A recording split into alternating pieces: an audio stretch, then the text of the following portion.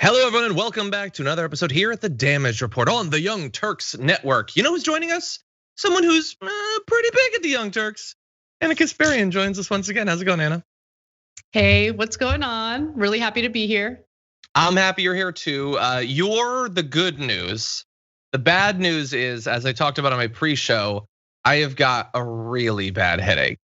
Like a headache that is affecting my head and like all down the back of my neck and everything. And I've had it for days. So I'm gonna do my best on the show. If I don't quite bring it like I normally do, I apologize.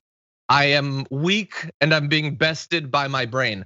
My brain is very powerful and you want it as your ally. You don't want it as your enemy. I've always said, like, people get brain freeze and they think it's bad. Imagine what my brain freeze is like when it gets frosty up in there.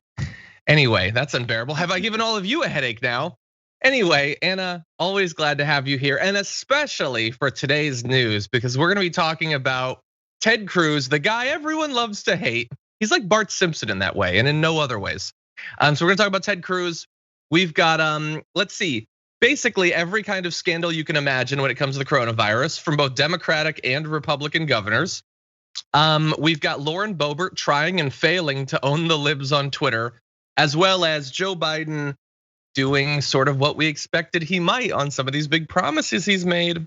So we're gonna go through all that, and as we do, if you send us messages, tweets, chats, talks, I think they're called. If you talk us, we will respond live. And I also wanna let you know, for our YouTube members, we've got a couple little perks for you. So for members of all levels, you know what we have right now in the emoji variety? We have an Ana Kasparian emoji, so that's gonna be a lot of fun. So you can definitely use that. And for the tier 3 members, after the show, about an hour after the show, we're gonna be doing our second monthly live Q&A. So if you're a level 3 member, if you become one, you'll be able to engage in that. We'll be talking about a combination of politics and non-political stuff for a bit, and it should be a lot of fun. We had one last month and it was great. Before we launch into this thing, Ana, anything else we need to cover? Anything big happening? Any Charlie related news that I'm not yet up to date on? I mean, you started the show by talking about your physical state. So I guess I'll also contribute to that because I've been having the worst lower back pain. So I decided that this morning, instead of going for a run, which is probably exacerbating the back issues, I'll do some yoga.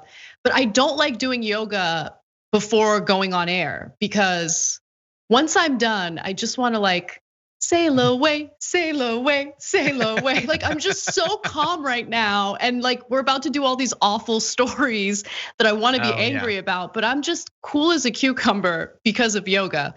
This is my way of saying everyone should be doing yoga. It just de-stresses you, it's amazing.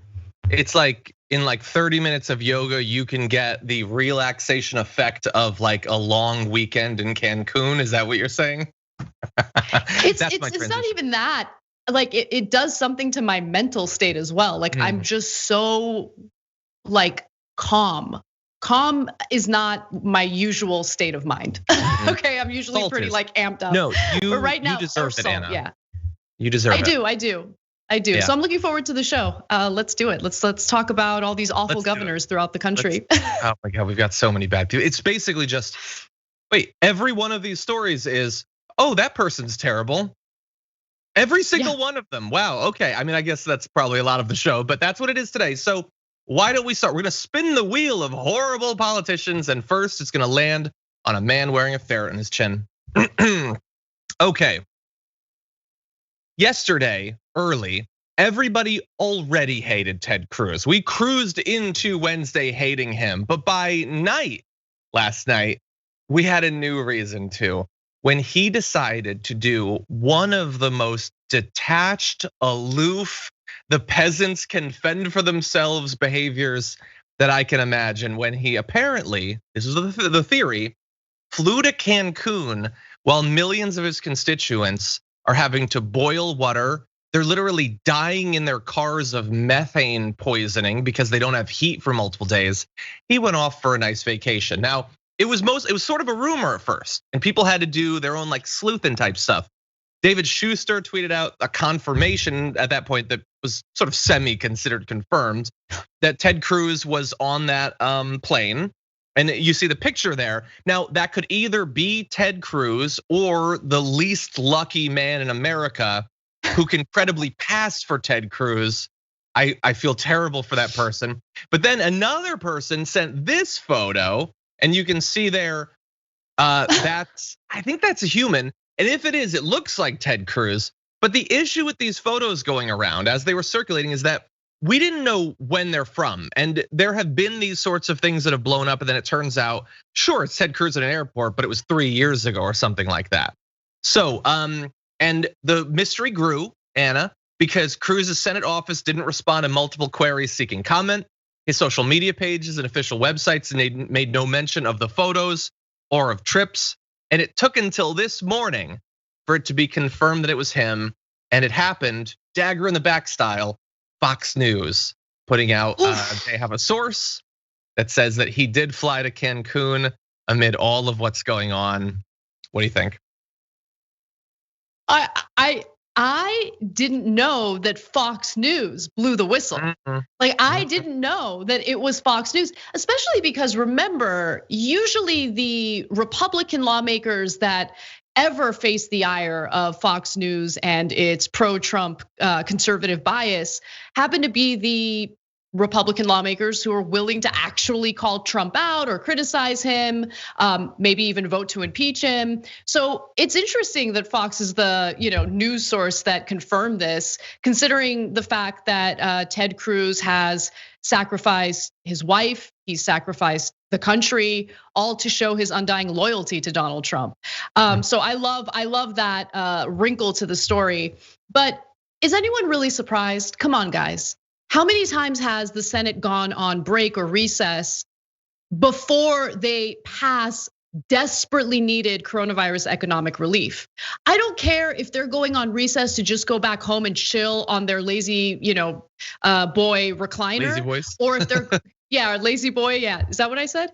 That's it. Or if they're going to Cancun. To me, it's the same thing. It's a complete abandoning of the American people. And it's absolutely disgusting that the Senate is on recess at all right now, as we're facing multiple crises. But Ted Cruz is just grimier and grosser than most Republican lawmakers. So it does make it a little worse to see him, having this leisurely time while so many people in his state are suffering from this storm. Exactly, and they are suffering. More than 2.7 million Texans are currently without power. Joe Biden had declared a state of emergency several days ago. Drinking water is limited, which is always what you want to hear about America. And in many areas, boil notice warnings have gone into place, advising that it's not to drink water tap without boiling it first. Houston, which is Cruz's hometown, is under a boil water notice. And KHOU reported that people have taken to draining water out of water heaters and collecting rainwater in order to stay hydrated. So things not going especially well, I guess. Hospitals throughout the state have reported that they're experiencing heat and water issues. And at the extreme cold across the region that has been tied to the deaths of at least 20 people, many Texans have been out without heat for several days. And so that number could go up. So that is the situation that he could have returned to from DC, but decided, Cruzy needs to soak. A little hot tub, get a little bit of like a Mai Tai action. That's what Cruzy needs. And that's what he decided to do. And look, as you point out, it's not like he's the only one that's disconnected, but they're all disconnected from the pandemic. He's disconnected from that and the crisis in his state. And he decided to go on like a tropical vacation. That is just, even in America, where the bar for our politicians is buried like 10 feet from the center of the earth, you can't do that much all at once. That's too much. Well, John, remember, there aren't very many countries that Americans can travel to because of complete travel bans as a result of our unique, disastrous way of handling the coronavirus pandemic. So maybe he had no choice but to go to Mexico, which is one of the few countries that's allowing people to go in. But it doesn't matter. I mean, again, at the end of the day, We're talking about multiple crises happening simultaneously in this country. No lawmaker should be on break, and no lawmaker should be, catching some rays in Cancun. Like, he needs to be here, but more importantly, Senate needs to be in session. And the fact that they took a break before passing coronavirus relief is just incredibly infuriating. Texas is under a state of emergency.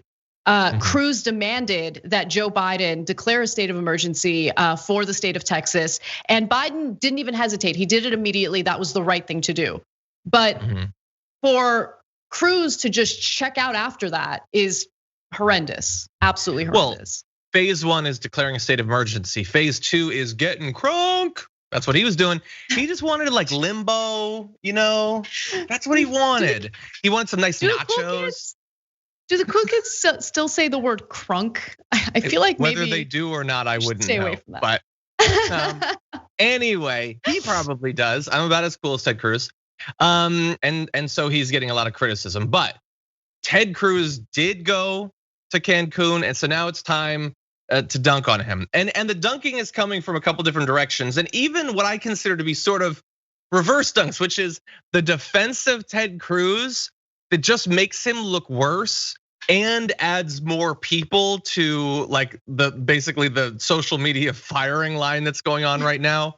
So first of all, here is a tweet that he sent out 2 days ago, saying in response to his tweets mocking California's power outages, saying, "I got no defense. A blizzard strikes Texas and our state shut down. Not good. Stay safe." Now, what he left off, I assume because he ran out of characters, was peace out, because 2 days later he decided, man, it is really not good here. I'm gonna go. I'm going south for the winter. So that happened. Little like fun details, like that apparently his office called the Houston Police Department to help him get out of the Houston airport because they were so worried about enraged constituents. Here, this is Jake Sherman tweeted this out. And this was one of the pieces of evidence that he had gone to Cancun, was when he apparently was in an emergency flying back as fast as he could.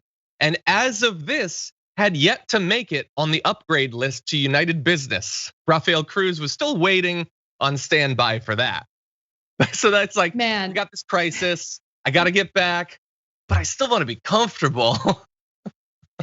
I gotta say, every time Jake Sherman makes news or gets any attention, I gotta mention that he just knows all the hot goss. Like, that's what he spends all of his time doing, looking for the hot goss, and he delivers on a regular basis. It's kind of incredible. It's always some like, Scaramucci said something awful story, or I know he's not the one who broke that, I don't think at least. But he always has like juicy details of gossipy things, and it's kind of amazing. Yeah. Someone in the chat is like, what's wrong with going to Texas during winter weather? Okay. He's one of the leaders, like he's supposed to be helped. Anyway, okay, I love this. We're not gonna do a lot of the memes or whatever, but this Playa del Bad Ideas putting Ted Cruz on the beach with Chris Christie, which he did while there was all those transportation issues and all that. But then we get into other stuff that's been going on. So we don't have the graphic for this, but back in December of last year, Ted Cruz tweeted this: hypocrites, complete and utter hypocrites. And don't forget that Mayor Adler, who took a private jet with 8 people to Cabo, and while in Cabo recorded a video telling Austinites to stay home if you can. This is not the time to relax. So he was dunking on these political leaders during the pandemic, fleeing for fun tropical vacations. And like 2 months later, he's like, I have this idea. Where did this come from? Whatever, I'm just gonna do it. So that's fun. We've got a guest on Newsmax saying that Ted Cruz, quote, may have a better opportunity to communicate and get things done remotely than in Texas. Oh, come on. No, Anna, that's why he went to Cancun, was better Zoom quality. This is Newsmax. Come on, guys. Come on. Do you watch news? Does anyone watch Newsmax and really take them seriously? Come on. He might be better communicating while he's sunbathing in Cancun. What are you talking about? It's I hate the news cycle. Like I hate what politics has become. I hate what the news has become. It's just every day they're insulting our intelligence, guys. Every day, and people eat it up. Anyway. Oh, sorry, John. You want to talk about insults to our intelligence? Wait until you hear what Dinesh D'Souza had to say about this. What could Ted Cruz do if he were here in Texas? I'm hard pressed to say. If he's in Cancun, that means he's not using up valuable resources of energy, food, and water that can now be used by someone else. This is probably the best thing he could do for the state right now. And by the way, that's dumb for a million different reasons. But if you're saying that the best thing a politician could do is get out of the country because you're not helping here, that is not a defense of the politician. You might think it is, but it's really something else. They will find an excuse and they will twist the reality, revise history. It doesn't matter how ridiculous their angle is, they will find a way to do it. It doesn't matter how insulting it is, they will find a way to do it. But they have followings. Like that's the thing that really gets to me, because for all that we hear about like living in our own ideological bubbles and all of that, I just have a hard time believing that there's an ideological bubble that makes you so irrational and so full of self-hatred that you would hear an argument like that and think, yes, got it. Yes. Nailed it. This is actually very good for me as me and my family are left in the cold without power or safe, clean drinking water. This is good. Yeah. I mean, no one thinks that, right? How is Dinesh D'Souza still a thing? He's a convicted felon. Have some self-respect, people, please. Anyway, keep going. God. Ted Cruz won re-election. Like, this is who he always was. Anyway, George Takei tweeted, in fairness, AOC booked him the flight to Cancun. It's really her fault, which is funny because obviously everything's her fault. But she responded to that. If Senator Cruz had resigned back in January after helping gin up a violent insurrection that killed several people, he could have taken his vacation in peace. Texans should continue to demand his resignation, but don't blame me for this. My points are on Amtrak, which is good. That's good. And my final point on this is, going to Cancun during multiple crises like this is insane. She should definitely be recalled, or it's insane. But it is weird that like I feel like he is getting more social media pushback for this than all of his involvement in the election with the Capitol riots, the attempt to decertify the vote, and all of that. Like that's worse. I think that's worse. Yeah. But America seems to believe that this is worse, actually. Well, I mean, I think it hits people differently, right? Because those who tend to kind of dismiss the severity of what happened in the nation's capital are people who lean to the right, Trump supporters, and there are quite a few of those people in Texas. And so they might not have felt personally impacted by what happened in the Capitol, even though it has an impact on all of our lives, right? I mean, that starts to deteriorate whatever we have left of our democratic process. But for Texans who are really feeling it right now, I mean, they're not able to keep themselves or members of their families warm and safe. And it's a pretty terrifying thing. Once people feel the impact on their personal lives, that's when things get real. And I think that's what we're seeing right now. That's 100% true. And finally, I just want to say, like we were focusing on Texas because Texas has generated a lot of like controversy and scandal around this. But obviously, a lot of other states are being hit really hard too. They may not have some of the power problems, but people are dying, like as many people have died in the Northeast as in Texas, at least as of when I checked. So it is really bad outside of there. And if you're in one of these areas, I don't want you to feel like we don't recognize that you're suffering too, just because we're focusing on Texas. Our thoughts go out to you as well. Now with that, we're gonna move on to other news in just a sec, but really fast, I did want to read a few comments from the audience and thank James for becoming a tier 1 YouTube member. Thank you for that. Rachel Frisbee as well. Denkar sent in a super chat saying, hi, John and Anna. Thank you for that. Very nice of you. Hello. Jennifer McIntosh says, John, go get it checked out. That's how I found out I had a brain tumor. And then says, hey, Anna, hey, don't. Oh my gosh. Wait, stay on topic there. It's like, yeah, dude, you probably got a tumor. Hey, Anna, how's it going? Okay, well, first of all, hey, what's up? Secondly, no, that's a good point. If you're getting headaches on a regular basis, you should get that checked out. I don't think that you have a tumor, but like mold or something. Just I watch a lot of be House. Safe. Check it out. Yeah, but like, what am I supposed I know to you like? need to hey, stop. could you check my head for everything? Check me for molds and fungus and tumors and I don't know, allergies. No. I bury you go in and you say, I get regular headaches. I just want to make sure there's no problem, Yeah, and then they'll check for the things that usually cause that symptom. Maybe. Like possibly a tumor, but I don't think you have a tumor. It's tough going to the doctors right now. So we'll see. Yeah. We'll see. Hopefully we won't. Somebody's not gonna dig up this footage and go back after. Anyway, okay, so I'll get checked at some point. Neotub Ninja says money for head drugs. Well, the money doesn't go to me, but thank you very much for supporting the channel and network. I do appreciate that. Designer Drea says ampersand dragon here donating to John's Tylenol fund. Feel better. Thank you. No, we have plenty of different head medications and stuff like that here. So it does contribute to it. So thank you. Dragonheart, welcome to tier 1 YouTube membership. Thank you for that. Diana says sit, stand, desk, Anna. Feel better, both of you. Suggesting that might help your back, maybe? Yes, yeah, no, definitely. I've been actually producing the show while laying down lately, because we get to work from home and we're really lucky in that regard. But I do think sitting down too much led to the back issues. Yeah, maybe. Mary Wilson says, I always love it when Anna comes on the Damage Report. The vibes are amazing with John and Anna. You guys are awesome. Thank you for that. Thank you.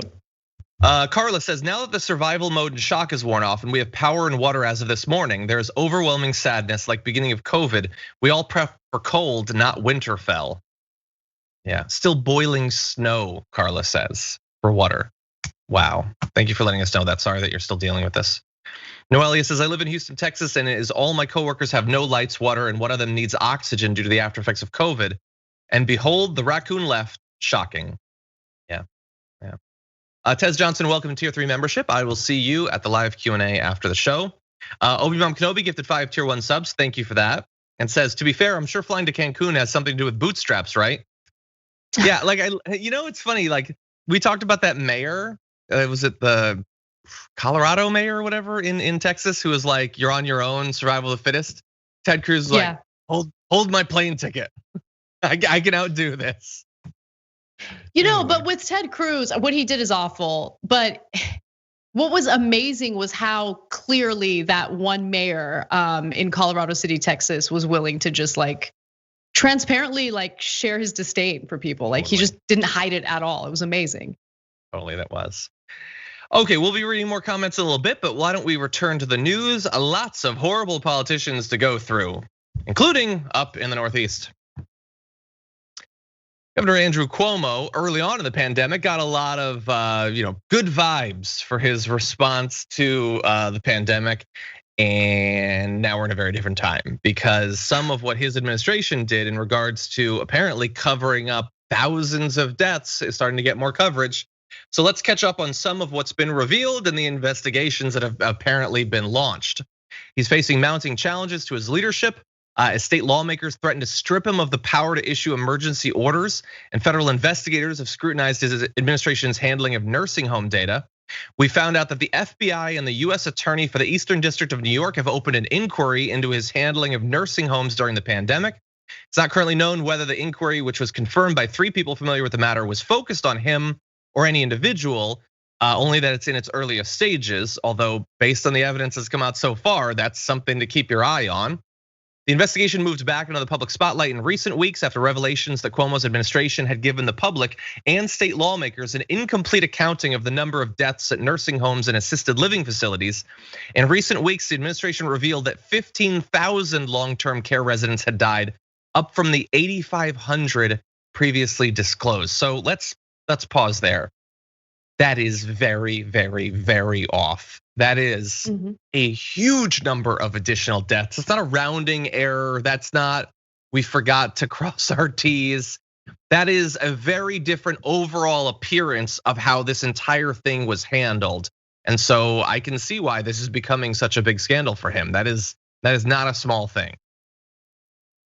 I mean, it's a huge thing, but what should have also been huge in terms of backlash and national media coverage was the fact that in the early stages of the pandemic, Governor Cuomo continued to advocate for and succeed in gutting funding for the state's Medicaid system.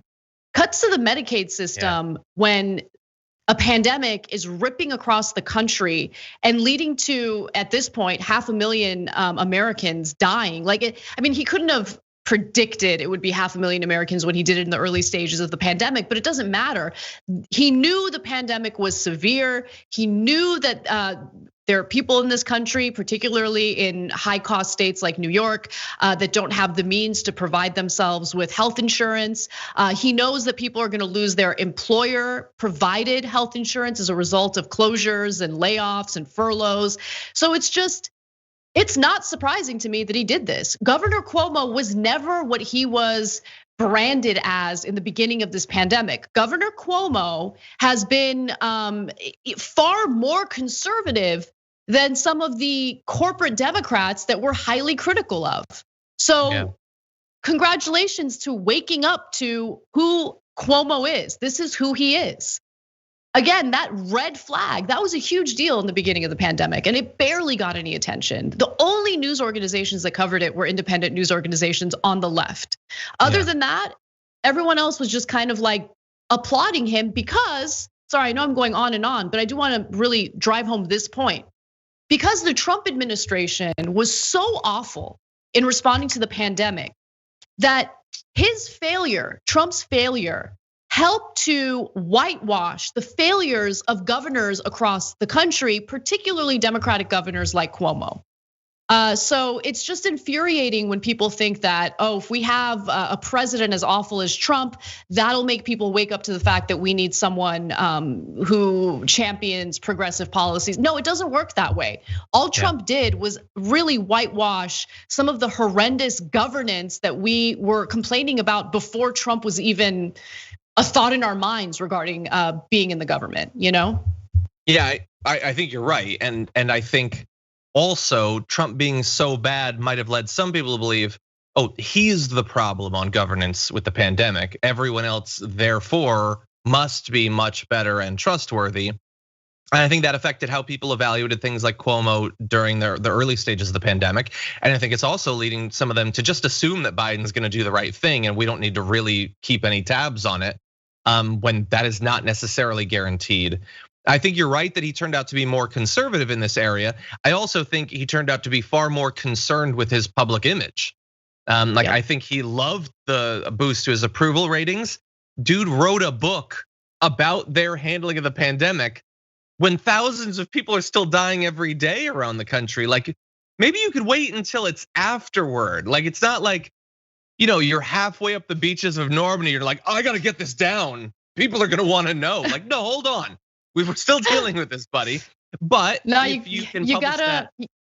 You gotta respect the hustle, John. You gotta don't let a good crisis go to waste. Come on. Exactly. And then so hiding this information now, they're gonna say, for instance, I'm gonna jump ahead a little bit. A top aide, Melissa DeRosa, was recorded last week admitting that the administration had purposefully withheld the data in the face of an investigation by the Trump Justice Department that it feared would be politicized, that the Justice Department would use this against them. Well, look, I don't know exactly if that's we are worried it'll be used against us, or Cuomo's worried it'll be used against him. But whichever it is, I don't care if you think it's gonna be used against you. It's the truth. How novel that the Trump could be attacking its enemies for things that are accurate and actually happened. You don't get to hide deaths just so Trump will leave you alone. That's not how it works. We need to know how bad it is. So I'm sure more about this is gonna come out. It looks terrible. Why? No, just one final thing about it. I'm amazed that they thought that that would be a good response or a good excuse, because all it reads to me was, we were very scared of Trump, so we hid the numbers like that. Oh, you guys are cowards? You guys would rather lie to the American people. You'd rather lie to your constituents than face a tweet from Donald Trump. I mean, it's pretty pathetic, but you're right. Cuomo's only worried about his own image. Totally. What kind of defense is that? It's like, Why did you hide the body? Well, I thought the cops would use it against me. Okay, I get that. I get that train of thought. It's not okay though, and you should keep it to yourself because you sound insane. Anyway, so we're gonna see what's gonna happen with Cuomo. I'm sure that he, up until very recently, probably thought he was gonna come rocketing out of this pandemic and run for president in 4 years. Hopefully, an accurate accounting of what he actually did and didn't do will kneecap those political aspirations, but we'll have to see. Okay, let's jump immediately into our next story. It's a weird one, and we're gonna have more coronavirus related scandals a little bit later on, but this is something that we meant to get to yesterday. It's just crazy, so let's jump into it. If you're watching this show, you're probably well aware of the fact that Tucker Carlson is a massive liar. That's what he does. It was very much on display this week when he was perhaps the biggest cause for the frozen turbines caused Texas's problem lie beginning to spread as much as it has through right-wing media. He just lied about it. He knew that they were lies, but it was convenient to him, so he lied about it. Now, how does someone actually do that? How does someone tell themselves it's okay to have a career where this is what you do? Well, oddly enough, that sort of questioning has been very much on his mind. But imagine if lying was your job. Imagine forcing yourself to tell lies all day about everything in ways that were so transparent and so outlandish that there is no way the people listening to you could possibly believe anything you said. Then imagine doing that again and again and again every day of your professional life for your entire life. Could you do that? Could you do that? Could you do that, Tucker? Imagine going on your show and telling your audience exactly what grift you're running. It's almost like a challenge. Like, can I admit it all to my audience and they'll still love me? Well, probably. They're so hoodwinked by this guy that they won't identify that what he's saying CNN does is obviously what he does. But he had that little monologue there mid-massive lie, amidst a variety of other lies about the vaccine and about the election and about Black Lives Matter and about basically everything. This is what he does, as well as one other thing, which we're gonna turn to a little bit later on. But Ana, what do you think? I mean, I think that this is the same as O.J. Simpson writing a book titled like "If I Did It." Like it's just Tucker Carlson kind of like telling on himself. But it's not like his regular viewers are gonna watch that and actually think, oh yeah, this is what Tucker's doing. They trust him. They really think that he's a good guy and they've bought into his propaganda. He's got that nice little sidebar with all of the other cable news logos and network logos. So all they're gonna see with that segment is fake news. Everyone other than Fox and possibly Newsmax and OAN are awful and they lie to us and they make a living lying to us. But also, like, one thing that stood out to me was how he was talking about individuals who lie and spread propaganda for a living, and he just had like what appeared to be genuine disgust. And I really hope that he has the self-hatred that he should have, considering the lies he knowingly engages in and doles out on a daily basis with his show.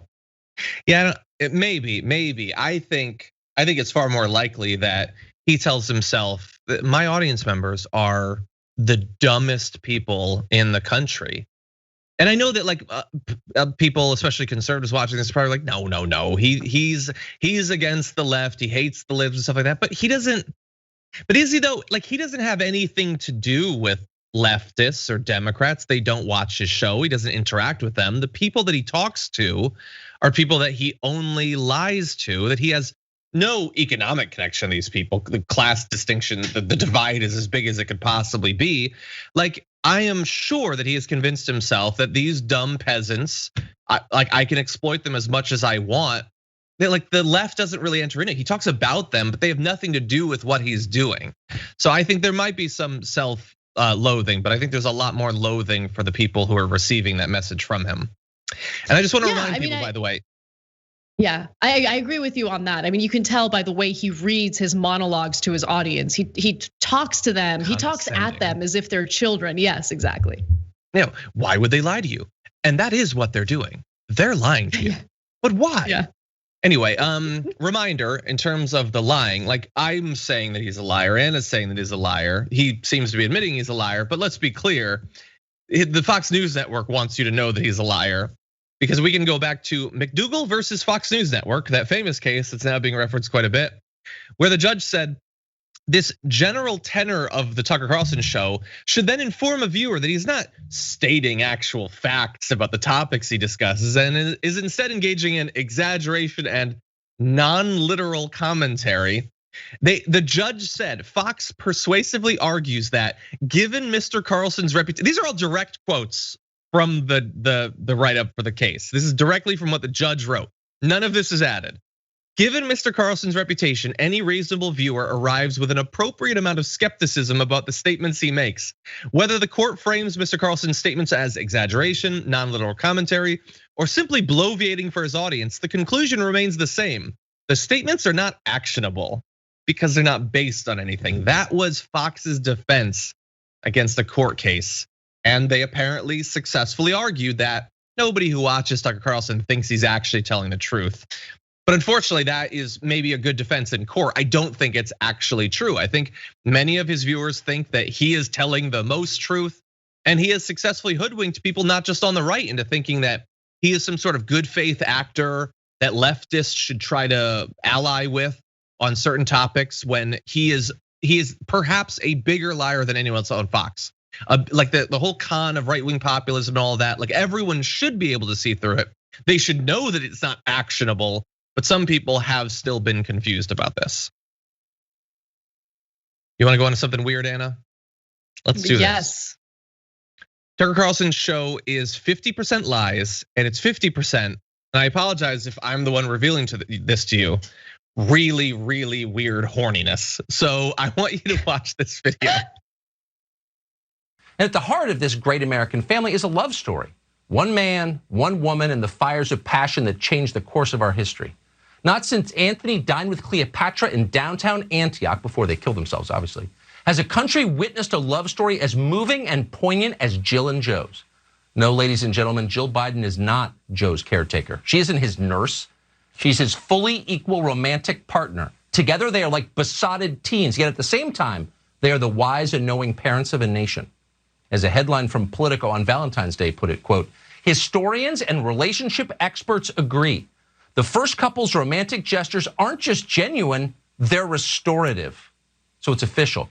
The Biden's affection is totally real. It's in no way part of a slick PR campaign devised by cynical consultants determined to hide the president's senility by misdirection. Not at all. Their love is as real as climate change. Okay, so Anna, I don't know if you're familiar with the video from like 2 weeks ago of Tucker Carlson talking about sweat on your upper lip as Joe Biden's arms go around you. Like he spent the time between that video and this in horny jail. We put him there, but this is becoming a more and more common thing. It is there. Like what most people don't know about America is there are a lot of elderly conservatives, and I know that we don't like to admit this, but elderly conservatives have sex drives like everyone else, and it's a pandemic. So you have a lot of really, really old, really, really horny people who need entertainment. And Tucker Carlson is tapping into that hardcore, really hardcore, if you know what I mean. But that's what he's doing. Gosh.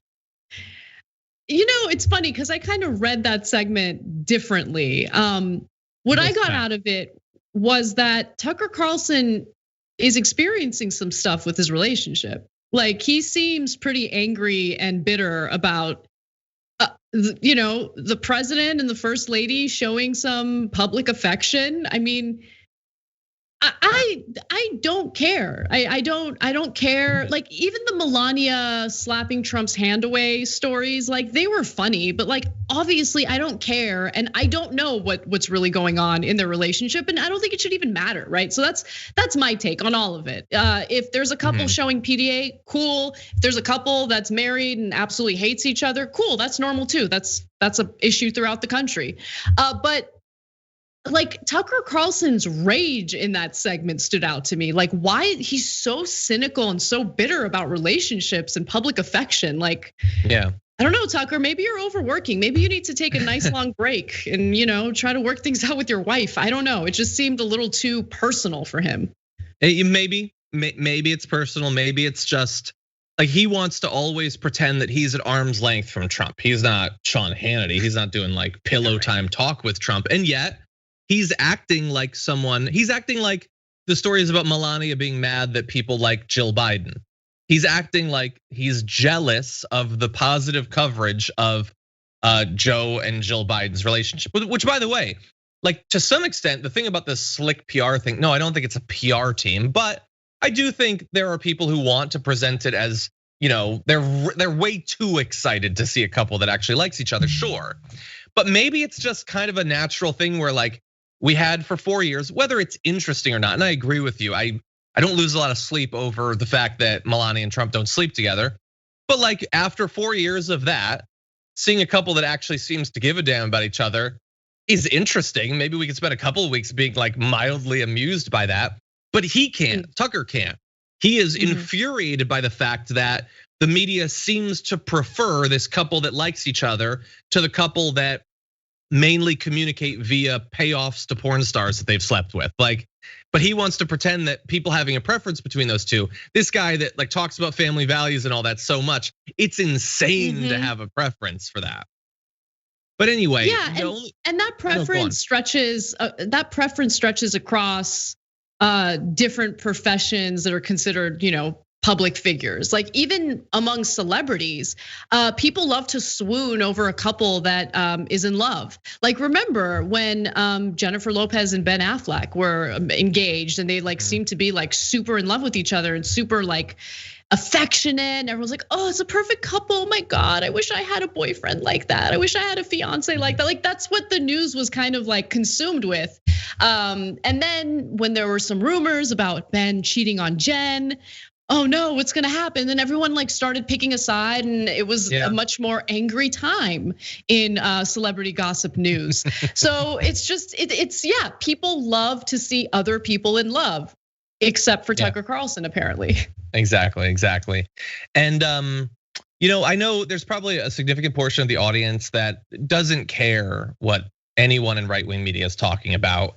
I apologize, you're not gonna like these parts of the show, but I think media criticism has been a part of TYT from the very beginning.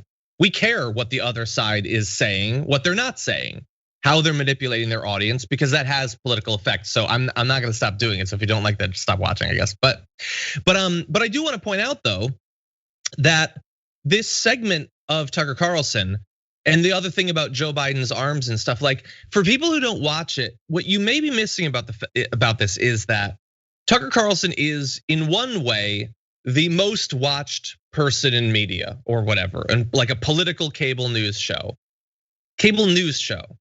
But I want to be very clear, his show is not a news show. It really isn't. Those sorts of segments, that is what he does. He does these weird monologues that aren't really about anything. Certainly nothing that's happening economically. He's not doing like, let's take stock of the state of the pandemic. He's not doing segments like this. Like the most substantive segments he do are like something about how someone got canceled, or that there's a transgender student playing sports. His show is ostensibly a news show. It has lower thirds and stuff, but it doesn't have anything to do with the news or the state of the country. It is effectively, for my whole audience, they get to watch me be an a-hole. So I'm gonna be an a-hole to trans people, and then I'm gonna be an a-hole to Jill Biden, who I'm gonna mock for being a doctor.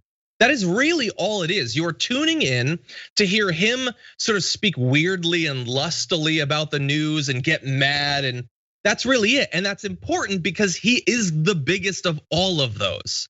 And so I just want people to understand that this is the biggest conservative news show, and it has nothing to do with the news, but that is what is selling better than anything else.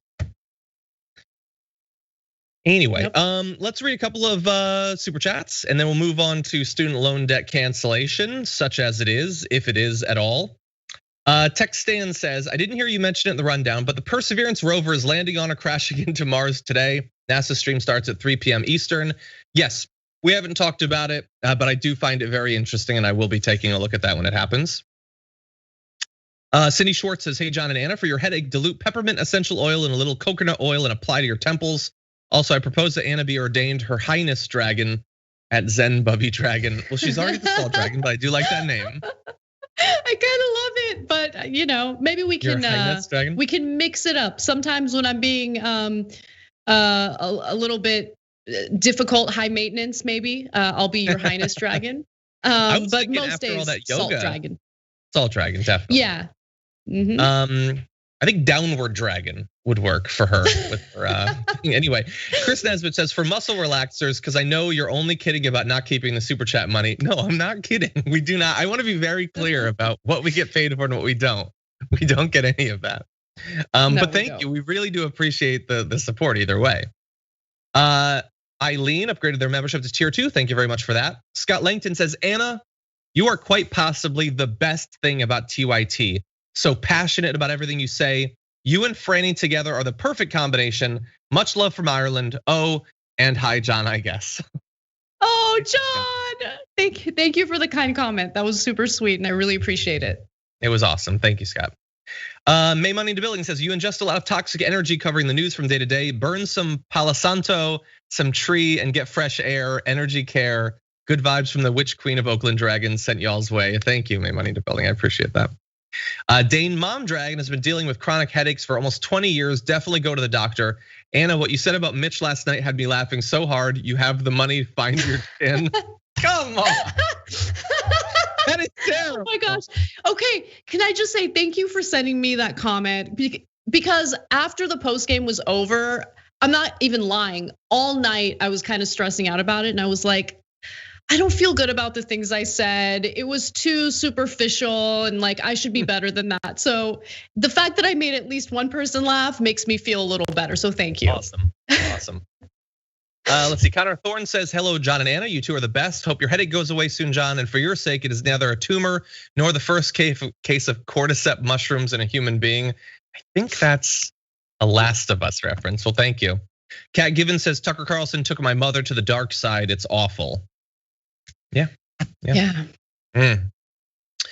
Okay, and over in Twitch, John's Venn diagram of desire gifted 5 tier 1 subs. Thank you very much for that. Zuddle gifted 1 and subscribed with Prime. Thank you very much. Angelina subscribed at tier 1 for 3 months. E to the first power for 5 months and says Ted Cruz should fly away and stay away. I approve. Mugsy subscribed for the 5th month and says watching your show has gotten me more into politics. Thanks for ruining my life. Thank you for that. Naughty Grandma, wait, hold on. Obi-Wan Kenobi says, look down, you're talking to your highness. It should be Anna's intro song. Oh, we each need intro songs. Naughty Grandma subscribed for the 3rd month, thank you. JD Boone for the 2nd, Bowstaff and Brains for 3. Thank you for that. And we'll be reading more in a little bit, but I do want to jump into this next story because it's an important one. As we covered on the show earlier this week, at his first presidential town hall, President Joe Biden made explicit Tuesday night that he favors modest student loan debt relief over the ambitious proposal that his progressive base and party leaders in the Senate are demanding. So that's at $10,000 rather than $50,000. And if you thought that was bad, wait for this. On Wednesday, his White House suggested that even that modest package may not happen. Speaking to reporters at the Daily Briefing Wednesday, the White House press secretary said Biden planned to hold off on making any decisions on student loan debt executive action until his appointees at the Justice Department have a chance to review the issue. There's no immediate time frame on that legal review process, which will happen alongside a review by Biden's domestic policy advisors.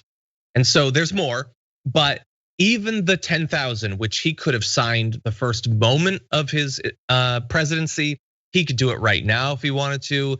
He could be a little bit late for lunch and get it signed. Even that, they're not ready to do. And it might take weeks, it might take months. Maybe people forget about it. Maybe it never happens at all, Anna. I think that it's highly likely that it doesn't happen at all. I think there's a very clear reason for why Biden, especially over the last week, has seemed to waver on some of his campaign promises. The very campaign promises that made him seem at least a tiny bit better than what we experienced under the Obama administration. And obviously, look, the Trump administration was a complete and utter disaster. But what was frustrating about Obama was his willingness to entertain austerity, his willingness to focus all of his economic policy on helping corporations and the wealthiest people recover from their economic losses from the Great Recession.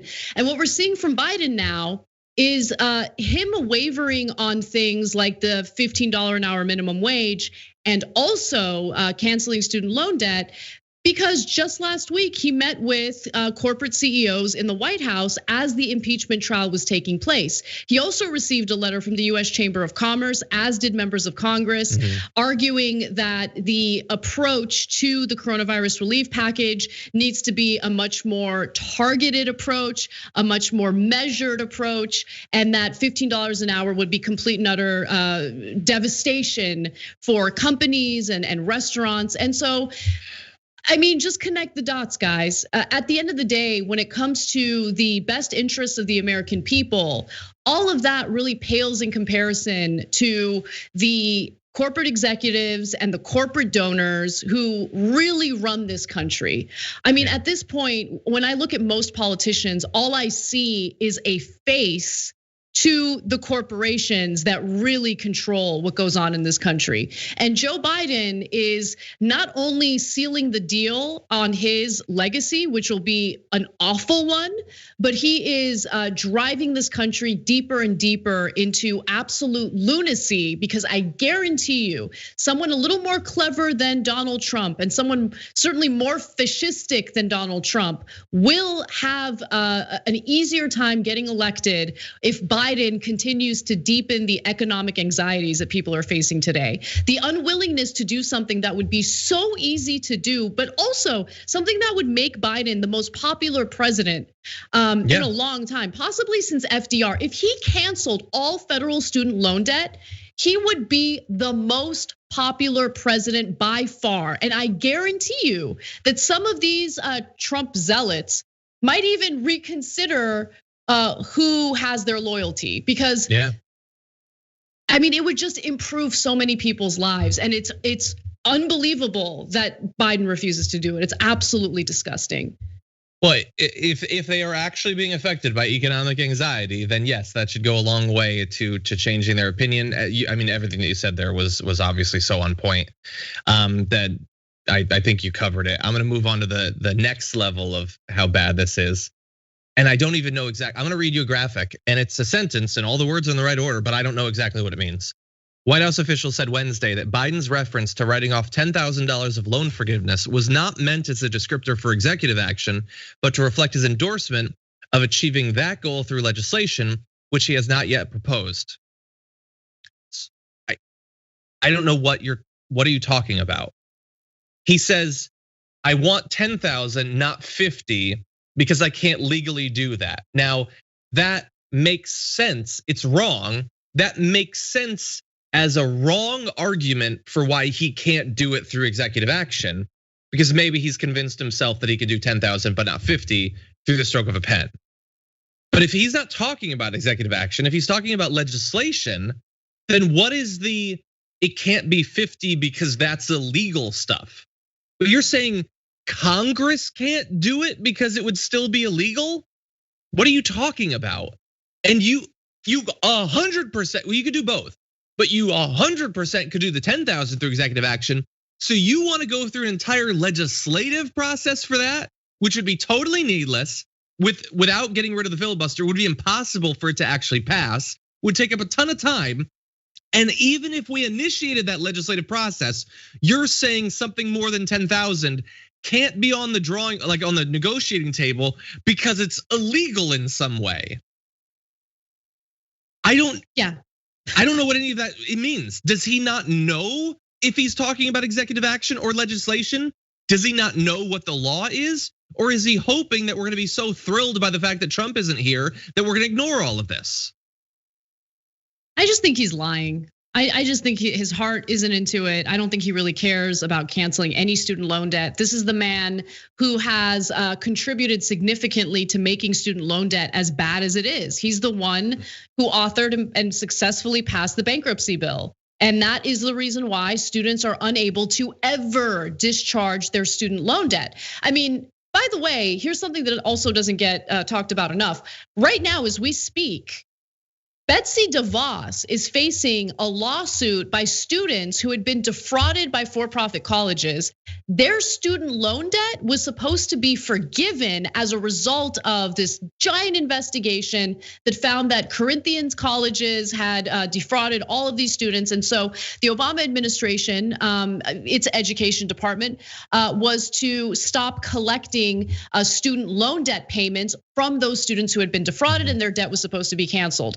But that happened in the tail end of the Obama administration. And then we had, unfortunately, Betsy DeVos, who continued to collect those federal student loans, even though she wasn't supposed to. She was found in contempt of court because a federal judge ordered her and the education department to stop collecting those payments. She refused, so now she's facing a lawsuit. And guess what Biden's Justice Department is doing? Biden's Justice Department has stepped in to prevent Betsy DeVos from having to be deposed as part of that lawsuit. They are protecting Betsy DeVos and giving her the opportunity to avoid having to provide a deposition for this lawsuit. It's disgusting. So there are all sorts of things happening with the Biden administration right now that are coming to light, but there's even more once you scratch beneath the surface. Exactly. And thankfully, there's a lot of good people that are pushing him to do. Well, I would say do more, but now do anything. I mean, when AOC and Chuck Schumer are pushing you, and you could do it right now, like he could do it in a minute if he wanted to. If he doesn't do this, like it's like you were saying, like it's one thing, like if he deepens people's problems, but if he has an easy opportunity to make a good portion of them go away and chooses not to, then not only will the American people be incredibly angry with him, but they should be. They really should be. He should suffer electorally as a result of that. Okay, we're gonna push into this story, and then once we're done with this last corrupt individual, we have a quick update, breaking update to a story we talked about earlier that I'm gonna give you. But first, let's talk about another of the worst people in America. Governor Ron DeSantis and his conduct during the pandemic has been horrific from the very beginning. He hasn't taken it seriously. He's tried to create massive exemptions very early on for huge businesses to continue to operate. He was photographed demonstrating that he doesn't know how masks work, and he tried to restart as quick as possible. Now that we have a vaccine, is still finding new ways to be horrible. He's now facing questions over his decision to provide seniors living in some basically planned communities with early access to the vaccine, seemingly as a result of massive donations that have been given to him. So this is Lakewood Ranch. This is a planned community in Southwest Florida. Has family ties to Liz and Dick Uline. The New York Times dubbed the pair the most powerful conservative couple you've never heard of. Those couples' list of political contributions include $900,000 given to DeSantis in 2018 and 2019. Now look, we talk about politicians getting big donations. That is a massive amount of money for one couple to give to a governor over the course of just 2 years, $900,000. That is that's presidential primary money from billionaires. That's a huge sum. Now, he is saying that these concerns about favoritism, not a big deal. Take a look at how he defended himself. But look, I mean, if Manatee County doesn't like us doing this, then we are totally fine with putting this in counties that want it. And we're totally happy to do that. So anyone that's saying that, let us know. If you want us to send to Sarasota next time, or Charlotte, or Pasco, or wherever, let us know. We're happy to do it. But I think most people, if we have an opportunity to bring vaccines and do it efficiently, I think that they're gonna want it. And so. Yeah, so it's nothing to do with the donations or anything. It's the county is mad at him, is the way he's presenting it, not that one particular planned community is getting it in the county. And it's not just DeSantis. I saw a headline on, I forget if it was Raw Story Media. It was media scrambles to figure out why they're mad at DeSantis, that he's giving it, that he's taking it away. No. It's that he's giving it to a very particular micro-targeted community connected to incredibly wealthy donors. Not that someone in that county is getting it. And him then saying, if you criticize any of our decisions, we're gonna take it out of the entire county. That is just a threat. It's not even a particularly veiled one, Anna. He's basically saying, if you criticize any of our decisions, your whole county might not have access to the vaccine. And remember, it's all being done by the states. They can't appeal to Biden over this if a county gets blacklisted from the vaccine. So this is absolutely horrendous.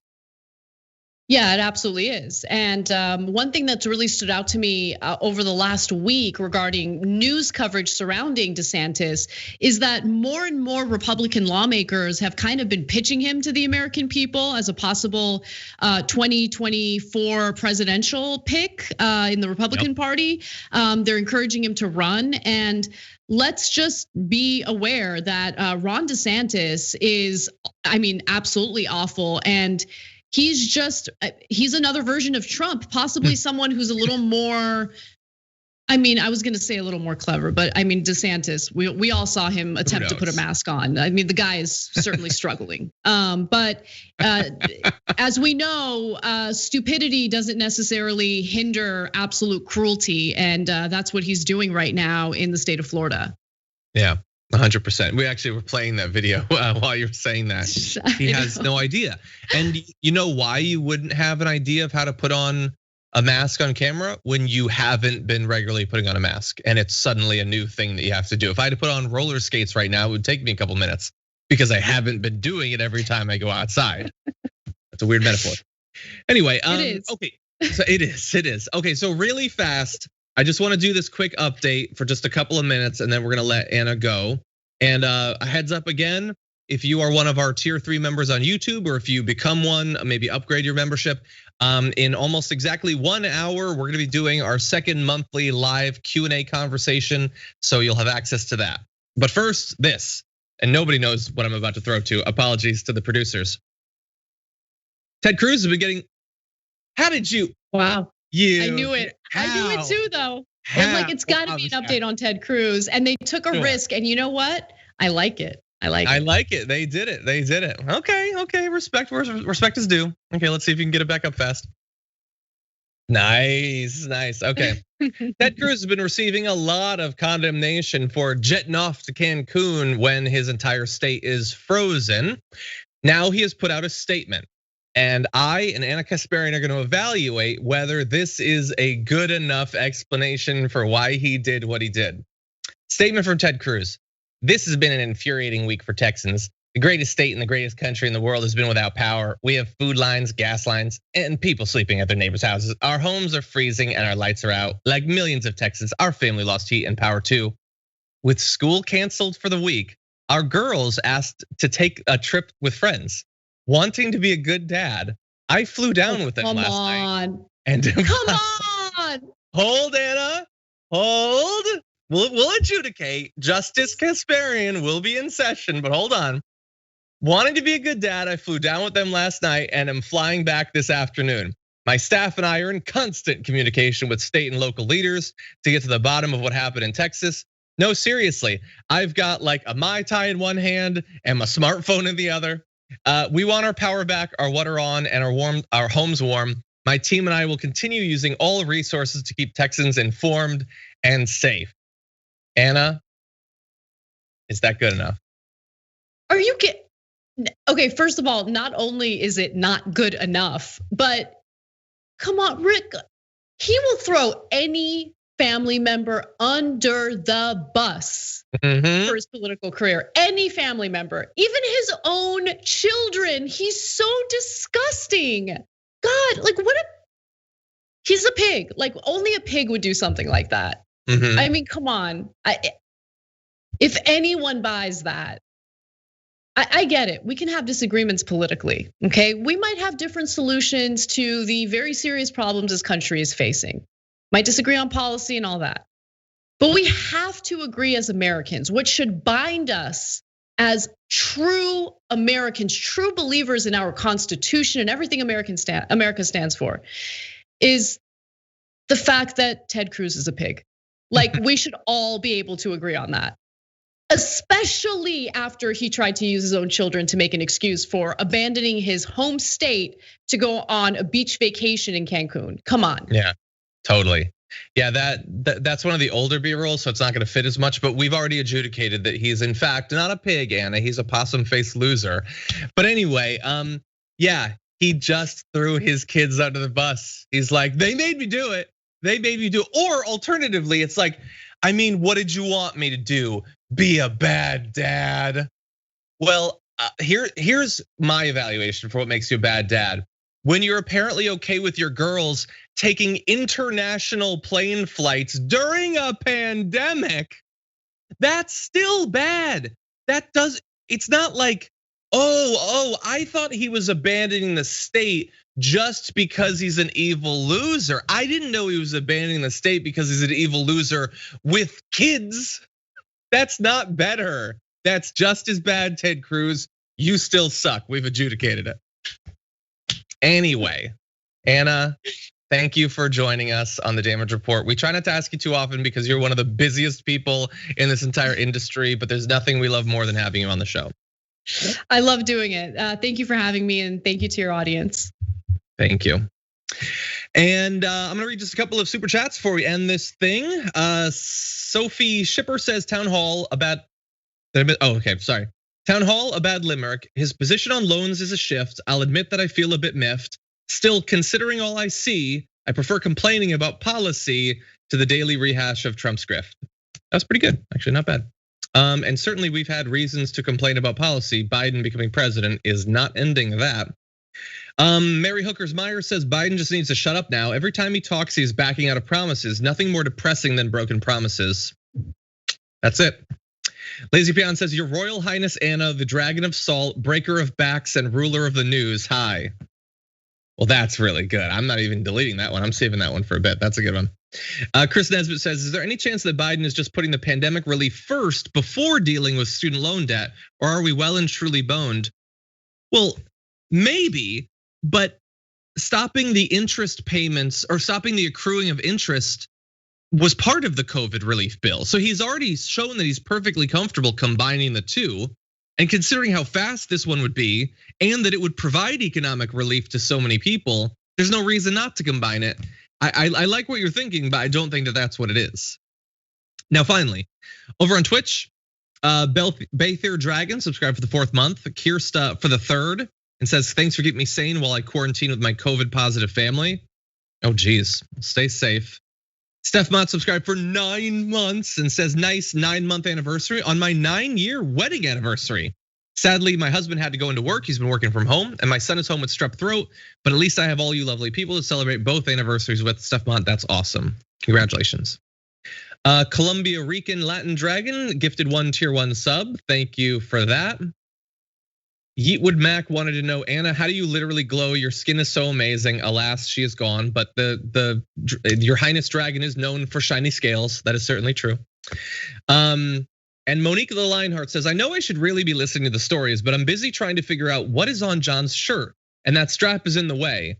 Well, my shirt is actually one of our newer designs on Shop TYT. It is Chairman of the Budget Committee, Bernie Sanders. It's a fun one. You know how good of a design this is? It got me to wear a blue shirt on air, which I normally don't do, but I really love it. I got a care package recently with this shirt and the Dragon Squad mask, both of which are available on Shop TYT and are a lot of fun. So, oh my God, my producer didn't know that existed apparently. Yes, the Dragon Squad mask. It's pretty sweet actually. I wanna get one that's actually just a dragon's mouth. We need to work on that. But anyway, thank you everyone for watching. I look forward to talking with our tier 3 members on our live Q&A in a little bit less than an hour. A link is gonna be going out on the community tab of the YouTube channel. Is that correct, Marissa? They're gonna know about it, I believe. Well, stay tuned. You'll know. But anyway, thank you everyone for joining us. I'll talk to you soon. Until next time, stay safe out there. Stay sane out there. See you soon.